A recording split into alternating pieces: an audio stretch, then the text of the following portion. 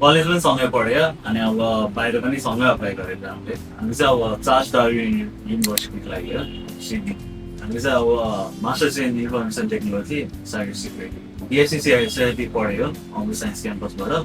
अनि अब त्यही ब्याकग्राउन्डमै फोकस गरेर हामी चाहिँ अब मास्टर्समा आइने भएको छ अफर पछि मेरो चाहिँ त्यस्तो धेरै फाइनेन्सियल डकुमेन्टमा प्रब्लम आएन त्यसले गर्दा चाहिँ अलि 1.5 month जस्तोमा मेरो सबै प्रोसेसिङहरू सकेको थियो मेरो चाहिँ अब ब्याङ्कबाट लोनबाट अलिकति ढिलो डिस्पर्स भएकोले चाहिँ अलिक टाइम लागेको थियो नभए कन्सल्टेन्सीबाट चाहिँ अलमोस्ट प्रोसेसहरू चाँडै नै भयो मेरो बायोमेट्रिक पछि चाहिँ भिजा विदिन 6 days आएको थियो बायोमेट्रिक्स पछि 20 to 21 डेजमा आएको थियो हजुर तपाईँको भयो मेरो सेल्स इन्टरभ्यू चाहिँ खास त्यस्तो इजी नै थियो होला अनि धेरै लामो पनि भएन अलमोस्ट वाट्सएप कल थियो 6 to 7 minutesमा इन्टरभ्यू मेरो चाहिँ जिएस इन्टरभ्यू त्यति लामो पनि थिएन मेरो चाहिँ एकदम सर्ट एन्ड स्विट थियो एकछिन नर्मल क्वेसनहरू सोध्नुभयो लाइक किन यो कोर्स चुज गरेको कता बस्ने के यताउति सोध्नुभयो अनि त्यसपछि लास्टमा चाहिँ भिडियो अन गरेर पासवर्डको लागि स्विच अन गरेको त्यति त्यस्तो टफ थिएन रिमोट मात्र हो होइन अब त्यस्तो गाह्रो चाहिँ केही पनि हुँदैन किनकि सोध्ने भनेको हाम्रै पर्सनल डाटाहरू लगाएर सोध्ने हो त्यो हामीलाई अलरेडी थाहा भएको हुन्छ अब नर्भस नभइकन त्यो भने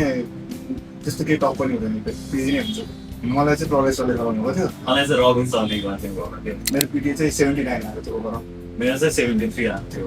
पिटी बेला चाहिँ मैले जिआइसीबाट प्रिपेयर गरेको थिएँ अनि यहाँ चाहिँ बबी म्यामले हामीलाई पिटीको धेरै राम्रोसँग गाइड गर्नुभएको थियो त्यसै कारण मेरो स्कोर पनि धेरै राम्रो आयो अनि स्पिकिङमा पनि म्यामले धेरै राम्रो भन्नुभयो हुनाले मेरो 90 आएको थियो स्पिकिङमा मलाई पनि बबी म्यामले नै प्रिपेयर गर्नुभएको पिटीको लागि अनि अब उहाँले चाहिँ अब सजिलो पारामा सिकाइदिनु भएको सब कुरा सजिलै भयो है मेरो फाइनेन्सियल चाहिँ मेरो मम र ड्याडीलाई मात्र आएको छ मेरो पनि मम्मी बाबा इन्कम मात्र आएको त्यो चाहिँ मेनली फाइनेन्समा चाहिँ मम्मीको तर्फबाट गाह्रो भएको थियो जसमा नै मैले कृष्ण सरसँग गाइडेन्स लिएँ उहाँले चाहिँ इन्स्टेन्टली त्यो कुरालाई कसरी सल्भ गर्न सकिन्छ भनेर गाइड गरिदिनु मम्मीको बिजनेसकोमा अलिकति गाह्रो भएको थियो अनि कृष्ण सरले अब सब सिकाइदिनु के गर्नुपर्छ भनेर हामी सो कृष्ण सरको थ्रुबाट गर्दाखेरि सजिलै भयो यहाँ जिआइसीबाट गर्नुभयो भने चाहिँ पिटीको लागि पनि सजिलो हुन्छ लाइक एक्सपिरियन्स टिचरहरू हुन्छ सो राम्रोसित सिकाइदिनुहुन्छ पिटीको लागि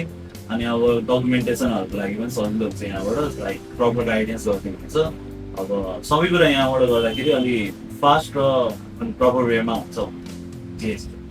सबै सरहरू म्यामहरूले चाहिँ एकदम फ्रेन्डली सबै कुरा एक्सप्लेन गर्नुहुन्छ होइन त्यही कारणले हामीले सजिलै बुझ्छौँ होइन अनि फाइनेन्स होस् या पिटी होस् या पछि भिजा प्रोसेसिङको लागि होस् सबै स्टेपमा साथ दिने भएकोले धेरै सजिलो हुन्छ प्रोसेस